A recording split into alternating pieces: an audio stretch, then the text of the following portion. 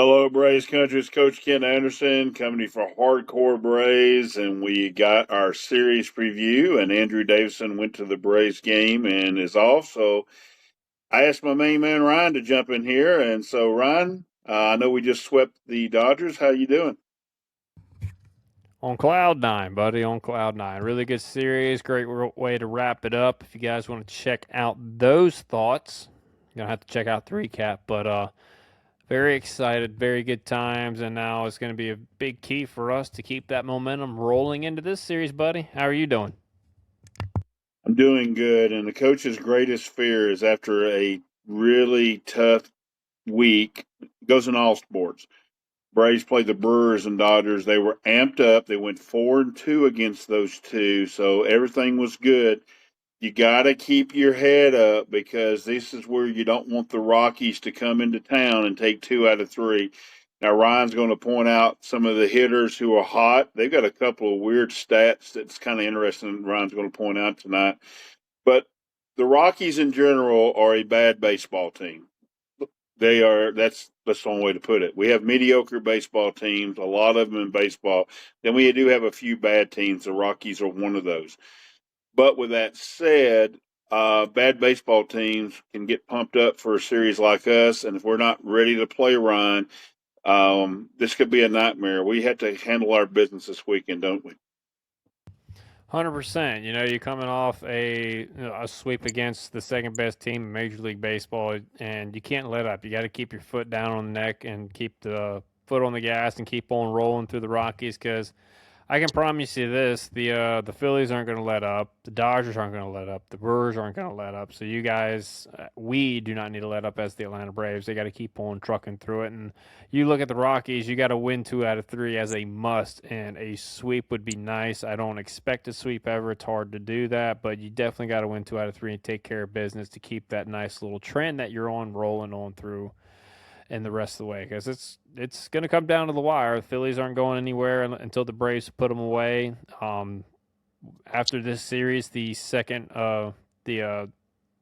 seeds at a very strong possible reach for the Braves right now because they're only one game back of that. So there's a lot to play for. And just remember, realistically, once the Braves even get into a tie, they're in first place. So they get the bye because they have a 5-1 record against the Los Angeles Dodgers. So the Dodgers know that, and they're gonna be playing really hard to get that bye.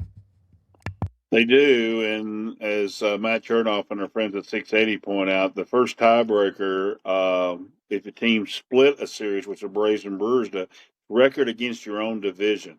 And right now, the Braves have a better record against their own division than the Brewers. So it's not out of the realm. They could get the best record, which would be huge. So first things first, you got to go take care of teams like the Rockies. Here's the pitching matchups, Ryan, and you're the hitting guy, and tell us what you know about these guys.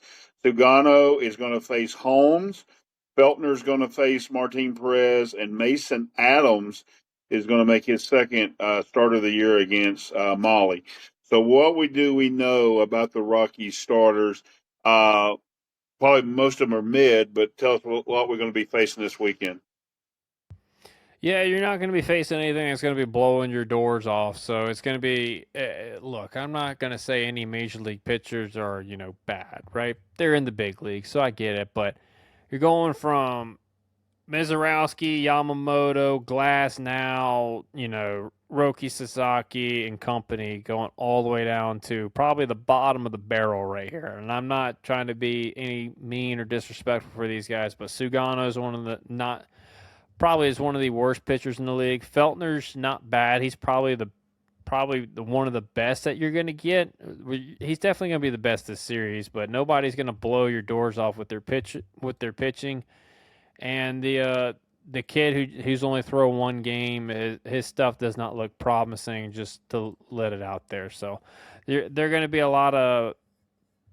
a lot of guys. They're going to be trying to pitch. They're not going to be trying to blow guys away. They're going to be trying to be crafty. They got to hit spots. They're going to have to get you guys to chase.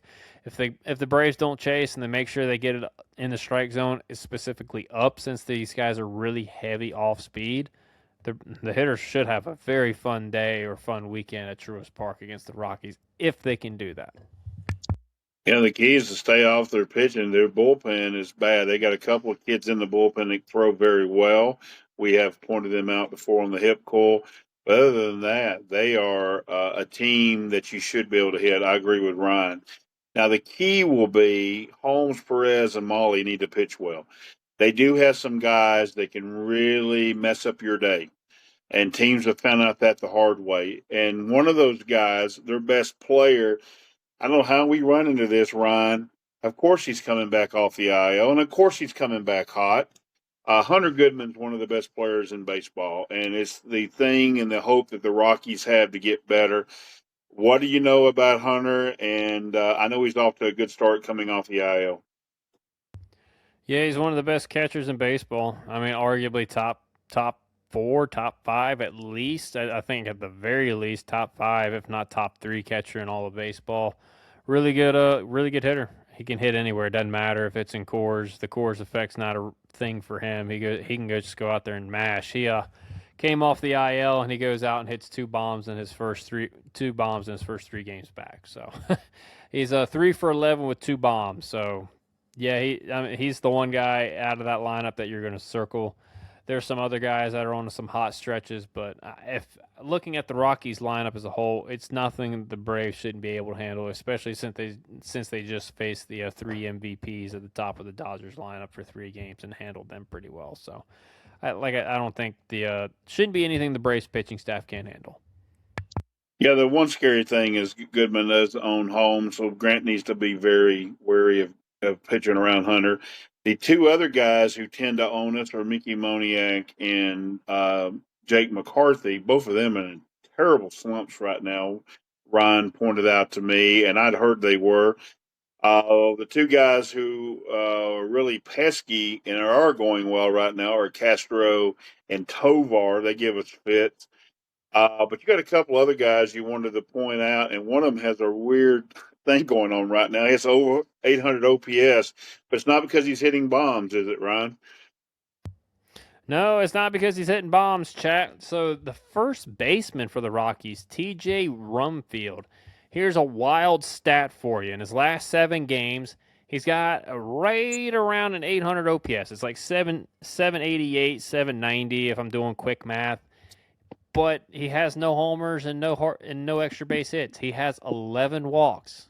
So that his OBP is 517 in his last 7 games. In his last 15 games, he's still around a 750 OPS with quick math, and his OBP is 435. Again, 14 walks, not much power, but that was one of the oddities that I did find.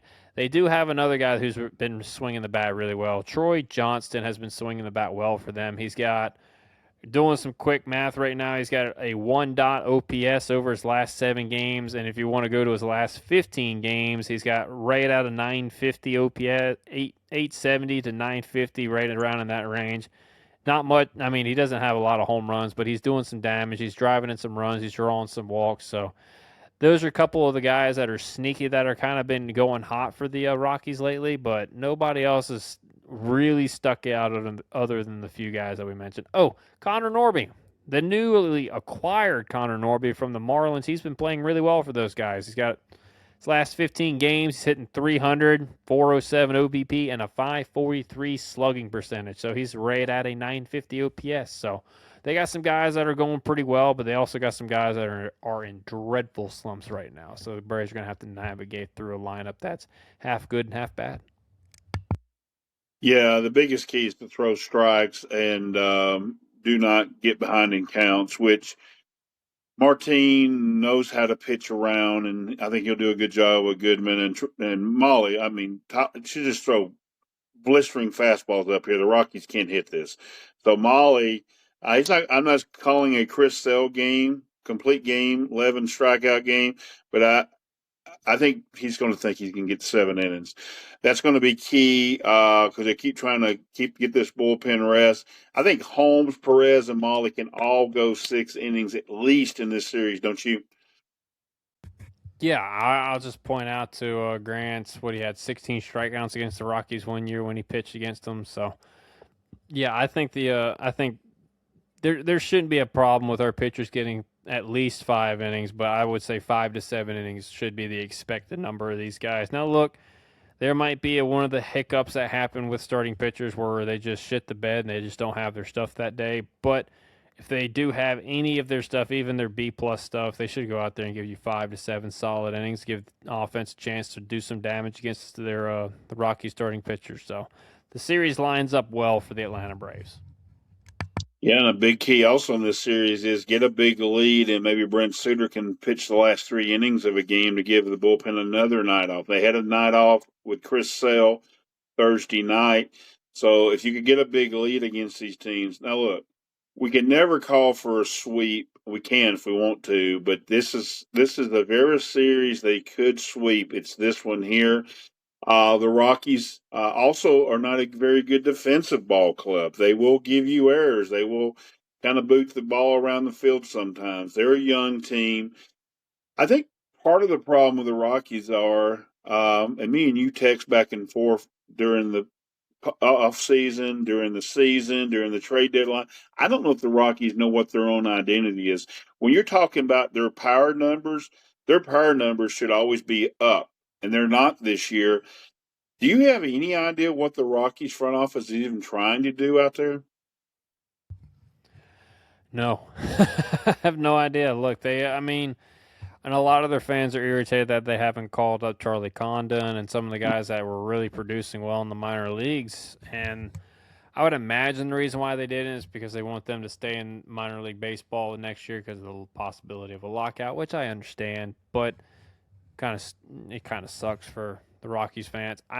You know, the Rockies have never had much pitching, but now on the flip side of it, they're not really developing much offensive pieces. I remember this, and this guy is still in the league. Brendan Rodgers, he was a top 5 pick for them, and they could not develop him into anything. Like he's almost out of baseball right now because he's just not developed at all. So Rockies have had a hard time really developing talent, even with the high round draft picks. They haven't hit on free agents, and you can look at the Chris Bryant contract for that.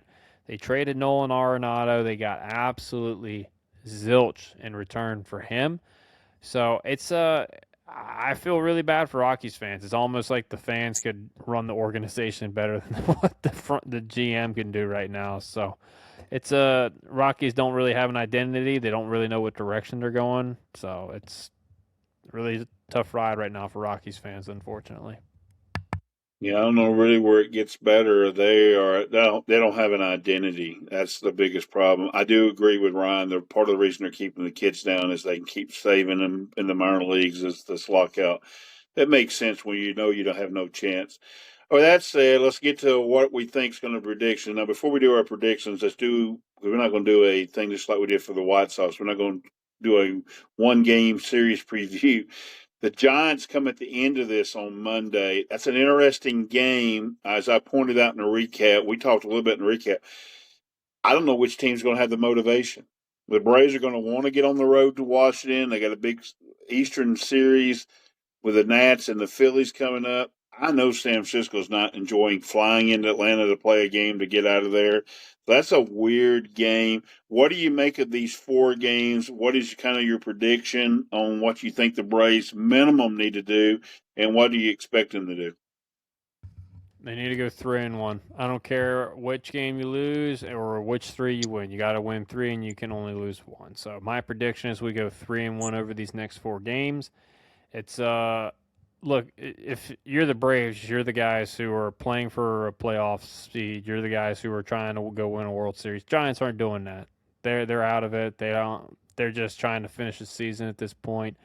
And a makeup game in pretty much September, it's just an irritation to them. So they're not going to have a whole lot of motivation to go out there. So don't phone it in. Go out there and go play hard, and that should be a game that you can win. But again, look, if you flop that game, it is what it is. But if you win the 3 against the Rockies, you win 3 against the Dodgers. I'm not going to complain at all about a homestand. But 3-1, Ken. What about you? Yeah, I think 3-1 minimum. I think I don't care. I'm like you. I don't care which game they slip up and lose. I know some will lose their mind if they win 3 and have a 6-0 homestand going to San Francisco and they get beat by the Giants again. But I don't even care at that point. And if I've ever thought they could go a 7-0 on a homestand again, like they did before, this homestand. You won the three you're supposed to. And I tell you what, if they go 7-0 on this homestand and they win 7-0 on the other homestand, I will finally forgive them for what they did in Minnesota, because what they did in Minnesota still makes no sense to me. None. And I know Ryan feels the same way. It's So with that, blasphemy. I just, I mean, Bailey Ober is so glad that they did that, because Bailey Ober now thinks he can pitch again, I guess, because he was baffled as Braves fans were that they could not hit his pitching. I mean, everybody else has hit his pitching. And Zebby Matthews, don't even get me started on that. I don't even know what was going on in that game. With that said, to get to 3-1, on the preview, we talk about the pitchers as well. Which starting pitcher you think has the biggest start this weekend? Holmes, Perez, or Molly? Molly. I think it's Molly. Now look, he's kind of solidified himself as that number two candidate, right? He's been going out there giving you just about 6 innings every time out, and I think he's at least pitching into the sixth inning. He's not giving up a whole lot of runs. I think he's given up no more than two earned in each of his starts. Like, that's your number two starting pitcher right there, and you're going up against a bottom tier offense right now. That is the Colorado Rockies. Your stuff's been playing really well. I expect Tyler Miley to go out there and just absolutely shove it up their ass for 6 or 7 innings, if I'm being completely honest, buddy.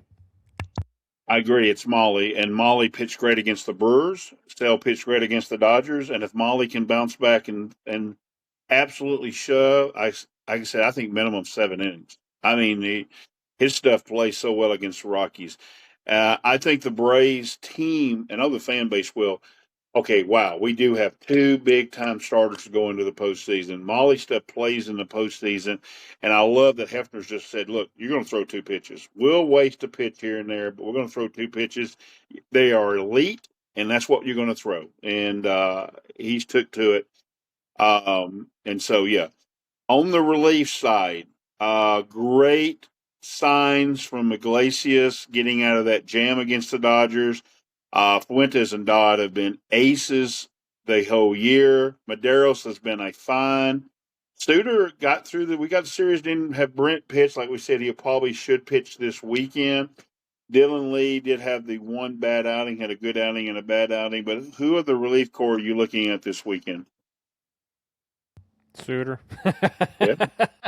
I would look, if the Braves offense does what they should do against this pitching staff, Brent Suter should be getting a lot of work in this weekend, and and he should be okay with that. Look, he doesn't get to pitch much, so go out there and eat up about 5-6 innings this weekend. You get to take the next, I don't know, week and a half off, as long as we're playing good. So I hope he gets his fill of pitching in this weekend. I hope he goes 2-2-2, or vice versa, to get 5 or 6 innings in this weekend. So, and if he does that, it means one of two things: one, Braves had a really bad game, or two, Braves had really good games and they needed somebody to just come in and finish up the game. So, I think Mr. Suter is going to be the key guy this weekend, just to clean up the rest of the games, hopefully. I like it. I'm going to take the other guy. I'm going to take Ray Kerr. I think both pitchers should pitch this weekend. And if Kerr and Suter throw 8 innings between them in these next 4 games, the Braves will have gone 3-1 easily. 3-1 if Kerr and Suter, and what a relief Dylan Lee and Dylan Dodd and Didier Fuentes and Lucio Iglesias can get by taking off a 4-game stretch to go to Washington, get a day off to Philadelphia. That's a lot of rest we can get. I think this is a pivotal series because of that. Hitting wise, now I know who you took on the recap. So if people didn't get to hear the recap and just listen to the preview, I can't wait for them to hear what you got to say. But who is your pick to click this weekend? The entire Braves offense, chat. I'm going with the entire offense. There's no reason why. Look, I said this on the recap. I want it to be a barrel party. Everybody come into the ballpark, get your barrels out front, and go live in the chop house. Go live in center field. Go live in the left field bleachers. Just go and have a barrel party this weekend. Okay, like, you guys need it. You guys deserve it. Go out there and have good approaches against these guys. Get the ball up and just let the barrel fly through the zone and have some fun this weekend. So, whole Braves offense, Ken. I like it, and he's on to something. I think he will. So he did that. So I'm going to go Braves outfielders. I want to see Yastrzemski, Thomas, Harris, And for the love of God, Ronnie, get your head right. Let's go. Stop trying to hit every ball out of the ballpark. Give up on hitting whatever you're trying to do. Tell you what, Ronnie, just hit line drive base hits into left field. You're running the base is great. There's nothing wrong with the way you're running. Just get on base, have some fun. Stop thinking about stuff so much. So I'm going to go Braves outfielders because Ronnie, if you can't click against this staff, I don't know. I don't know. And that's a discussion for us as we get going further on, especially in the off season. All right, got any final thoughts before we get out of here? It's a really good start to the homestand. Braves have really kind of solidified themselves back into the top three discussion, possibly getting a bye because they're only one game back of the Dodgers. So it's been a good start to the week, and hopefully the Braves can keep on rolling. Like we talked about, they need to get some momentum rolling, and they got to keep rolling that momentum all the way through the end of October. Because let me tell you, the way it's going is there might not be Major League Baseball played next year, and I want to be the champions for 2 years in a row, and I don't want to hear nobody else celebrating that except us. So go out there and just keep on playing, boys. I'm going to do like Bobby Cox used to say. If you don't come and show up this weekend, boys, against the Rockies and do what you're supposed to, what you did against the Dodgers was wasted. It's pure wasted. And I used to tell my team that all the time. We'd have a big win against over one of the top 10 teams in the state. And no offense to the models and the Kusas of the world, we travel Model and Kusa. And if we didn't beat those teams, it was irrelevant that we took out Cartersville. It was irrelevant. It meant nothing. And so I'm sure Walt will send that message to the Braves. So, boys, focus. Let's have a good homestand. Let's finish these Rockies off. And if we get a little help from Reed Detmers and the Angels, who knows? We may gain some more ground on the Phillies. We're a 5 up. Get out of here, Braves Country. We love you. And make sure you follow us at Hardcore Braves and all across our network. And we're out of here. Peace. You know what, boys? You guys are going to be world champions for the rest of your life.